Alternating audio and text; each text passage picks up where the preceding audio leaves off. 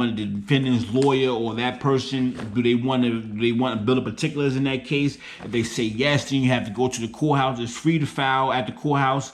You have to go back to the civil clerk's office. You have to file that paperwork by a certain time.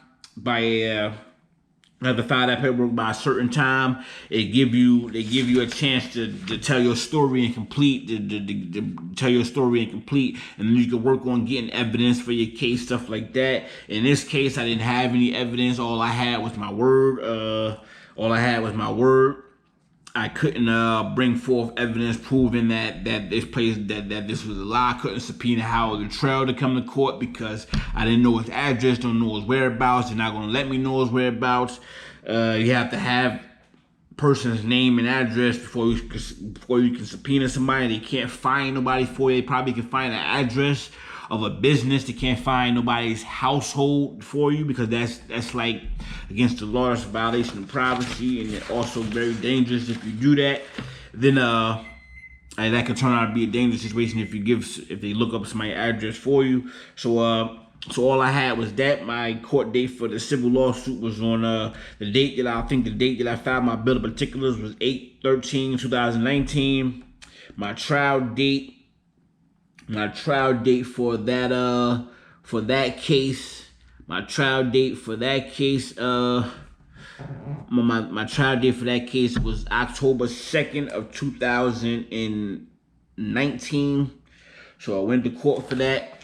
You know what I'm saying? So I went to court. Basically, I have a couple of people in my life that's trying to hinder me from doing the right thing by getting Roland Willer a new trial. I'm going to read this briefly. You know what I'm saying?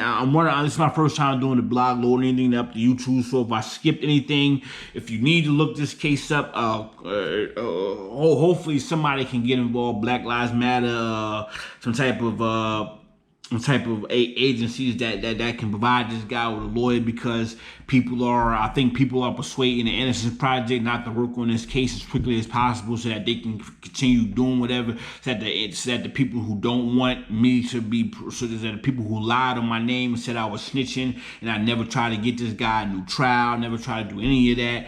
So I'm going to read through this bill of particulars real quick and show you exactly what I told the judge twice. I, Gregory Simmons State, for the record, I went to the district attorney's office to meet with Rick A. Conway. The reason initially was to see if I can get a federal jailhouse snitch named Howard Luttrell taken off a case he was scheduled to testify on because of the lies he was telling on Roland Willer, and Conway stated that he wasn't trying to get anyone taken off the case. So long story short, I got scared and said Roland Willer told me what he did. Fast forward to January 14, 2001, on a Saturday without my lawyer present, I told Conway and Paul Ebert that I didn't want to testify and that this is a lie, that Howard Luttrell told me to do it. I'll take my time. Conway said, hold on, Paul, I got this, and then told me that he would fuck my case up if I didn't lie and go through with it. And after, Paul Ebert told me to do what he says, meaning do what Rick A. Conway told me to do, and that was to go ahead and lie on Roland Willer. And 2005, I confronted Conway about what he did to me in front of the detective that was the arresting officer, goes by the name of Detective Watson, and attached to this statement is proof that I tried to get this situation handled without the courts being involved. Attached is 2 letters that I wrote Roland Willer, one in the year 2005, one through 2006. As you read, you can clearly see me state that I told whom it may matter the most, and that they didn't do anything about it. And I stated why I still haven't received Paul Ebert's lawyer's information to mail off to him. So if this goes to court without him receiving the copy, please hear my case. No information came in the mail.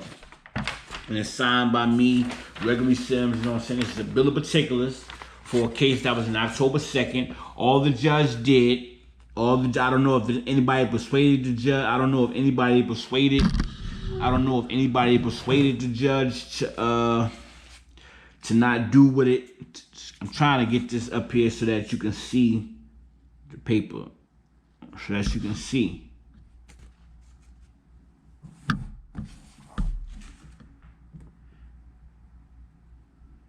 has light right there. Doing this in the living room. Sorry about that. Sorry about that. I'm doing this in the living room, man. Sorry about that. Gregory Sounds, Paul Ebert. 823. This is the bill of particulars. This is 823, 2019 is when the bill of particulars was filed. You know what I'm saying? Then I have correspondence from from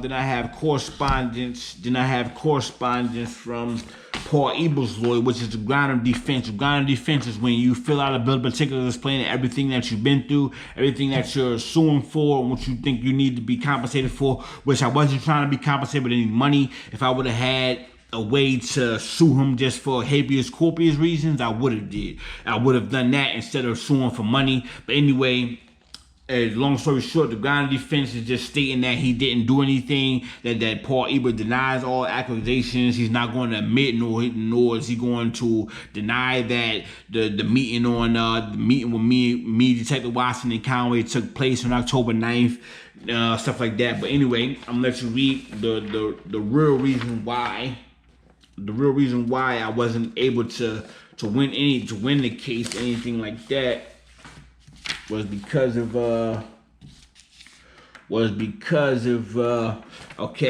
defendant's plea and bar Dumera, whatever you call that. Comes down to defendant Paul Ebert by and through undersigned counsel Alexander Frank Kuzinko, Andrew J. Truitt, and the law firm of Cook, Craig, and Frank Guzzo, PLLC.